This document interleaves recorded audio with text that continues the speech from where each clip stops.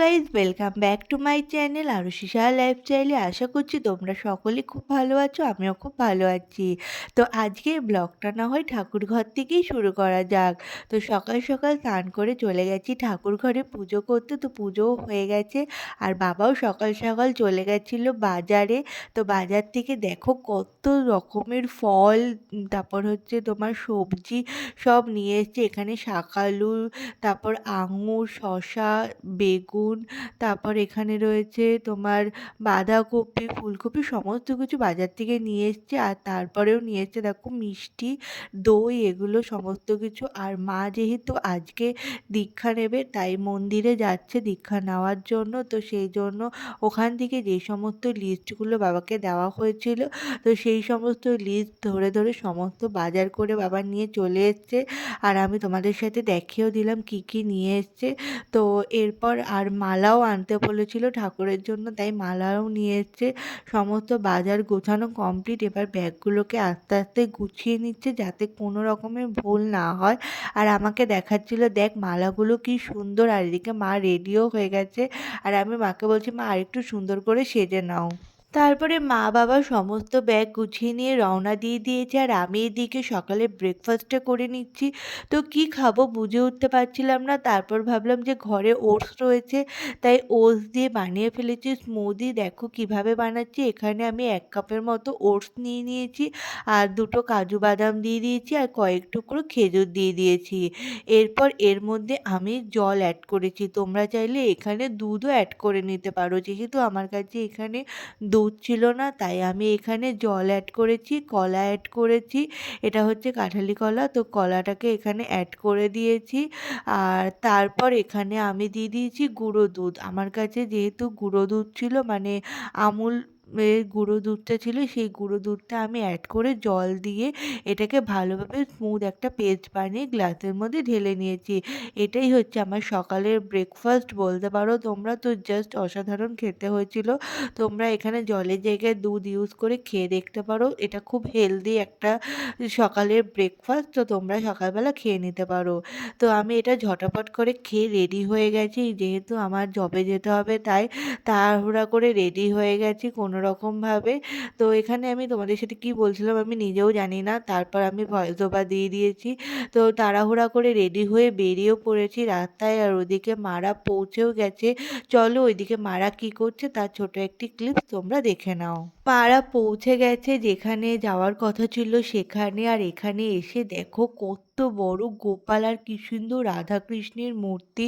তো দেখতে সত্যি খুব ভালো লাগছে। আর এত বড় গোপাল দেখে আমার তো পুরো চোখ জুড়িয়ে গেছে। তো দারুণ সুন্দর দেখতে।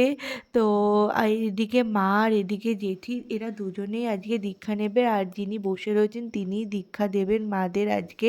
তো ইনি আজকে হরে কৃষ্ণ নাম জপ করছেন, গান করছে, খুব মজা আনন্দ করে মারা ওইখানে কাটিয়েছে সময়টা। আর বাবা যেহেতু সেখানে গেছিল, তো আমি যেতে পারিনি, আমার জব ছিল তাই। তো খুব আনন্দ করে কাটিয়েছে। খুব সুন্দর জায়গা, মানে এরকম জায়গায় গেলে না মন প্রাণ সব শান্ত হয়ে যায়।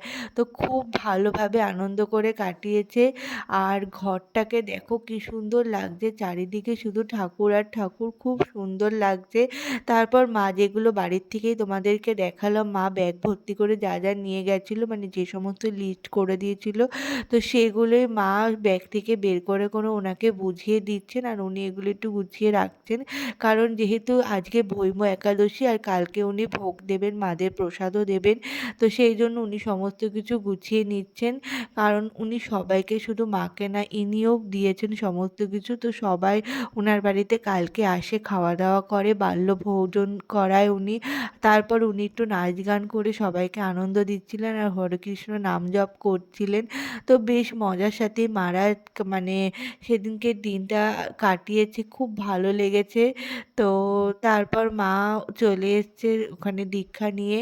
তো চলো এরপর আমি কি কি করছি সেগুলো দেখো।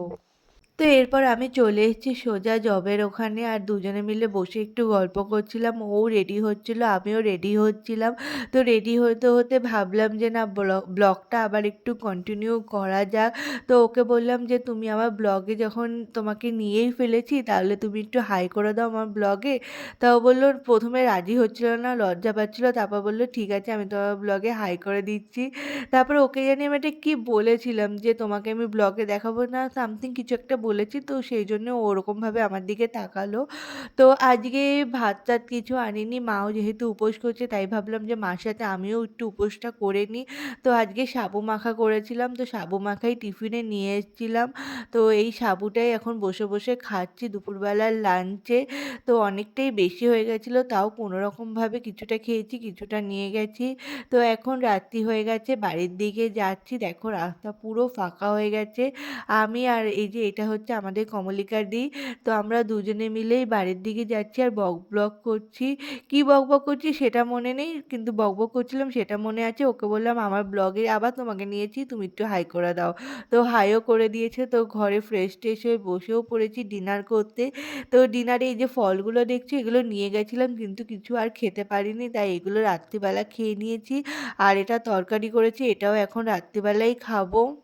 তো আমার ব্লগটা এখানেই শেষ করে দিলাম। আমার ভিডিও যদি তোমাদের ভালো লাগে তাহলে লাইক, কমেন্ট, শেয়ার অ্যান্ড চ্যানেলটিকে সাবস্ক্রাইব করে দিতে ভুলো না। তো আবার যখনই ভিডিও ছাড়বো তখনই তোমাদের ভিডিও তোমরা দেখতে পারবে। তো চলো আজকের মতো এখানেই টাটা বাই বাই।